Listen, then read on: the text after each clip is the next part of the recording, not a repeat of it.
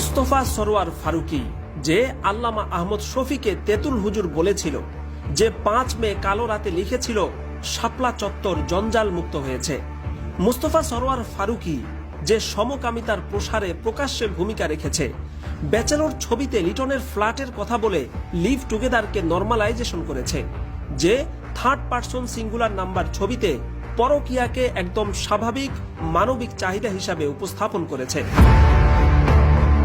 মোস্তফা সরোয়ার ফারুকী যে বাংলাদেশের সমকামিতা, পায়ুকামিতা, পরকীয়া, লিভ টুগেদার অর্থাৎ পৃথিবীতে যত খারাপ রকমের ব্যভিচার আছে বাংলাদেশে সেগুলোর প্রসারে সে অগ্রণী ভূমিকা রেখেছে, যার স্ত্রী সমকামীদের অধিকার বিষয়ে প্রথম বাংলাদেশী নাটকে অভিনয় করেছে, এমন একজন নিকৃষ্ট চরিত্রের মানুষকে উপদেষ্টা হিসেবে নিয়োগের দুঃসাহস দেখিয়েছে অন্তর্বর্তী সরকার। এমনকি ফারুকীর নিয়োগের বিরোধিতা করায় চট্টগ্রাম থেকে 5 জন মাদ্রাসা ছাত্রকে আটক করে সমস্ত সীমা ছাড়িয়ে গেছে প্রথম আলোর অনুগত অন্তর্বর্তী সরকার। এতদিন সবাই ভাবত উপদেষ্টা নিয়োগে ছাত্র আন্দোলনের সমন্বয়করা ভূমিকা রাখছেন, তাই নিয়োগপ্রাপ্ত উপদেষ্টাদের প্রতি সাধারণ মানুষেরও একটা সমর্থন ছিল। কিন্তু এখন দেখা যাচ্ছে জনগণের মতের বিরুদ্ধে গিয়ে এমন সব উপদেষ্টা নিয়োগ করা হচ্ছে যাদের ব্যাপারে খোদ সমন্বয়করা পর্যন্ত মারাত্মক বিক্ষুব্ধ হয়েছেন। প্রশ্ন উঠেছে, তাহলে কারা উপদেষ্টা নিয়োগ দিচ্ছে? হাজার হাজার মানুষের মৃত্যু এবং 1.5 লক্ষ মানুষের রক্তপাতের বিনিময়ে যে স্বাধীন সরকার এসেছে সেটাকে কারা পাপের সম্পত্তি বানিয়ে মন মতো উপদেষ্টা নিয়োগ দিচ্ছে? ফারুকী এমন একজন ব্যক্তি যে বিগত 15 বছরে আওয়ামী দুঃশাসনের অন্যতম দালাল হিসাবে পরিচিত ছিল।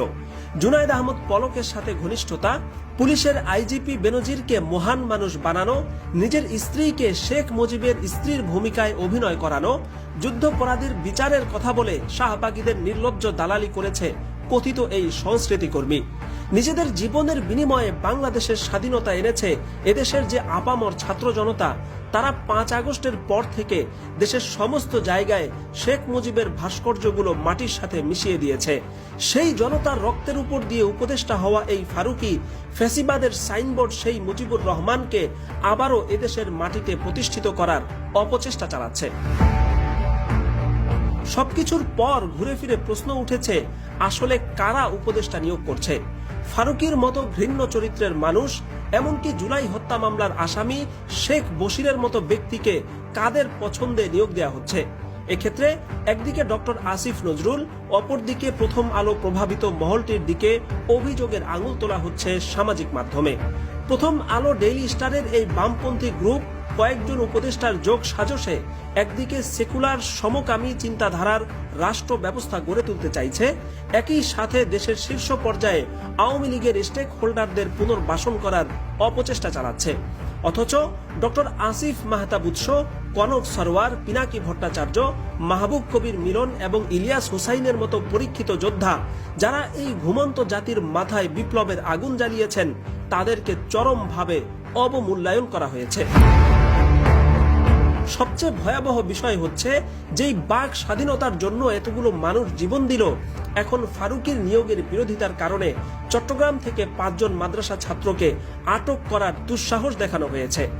বামপন্থী প্রভাবিত অন্তর্বর্তী সরকার যদি মনে করে তারা প্রশাসনিক শক্তির ব্যবহার করে নিজেদের এজেন্ডা বাস্তবায়ন করবে, তাহলে শুধু একটা কথাই মনে রাখা উচিত, এদেশের যেই ছাত্র জনতা আওয়ামী লীগের মতো অপশক্তির শিকড় উপড়ে ফেলেছে, তাদের জন্য বামপন্থীদের এই তলাবিহীন সরকারকে ক্ষমতা থেকে নামিয়ে দেওয়া সময়ের ব্যাপার মাত্র।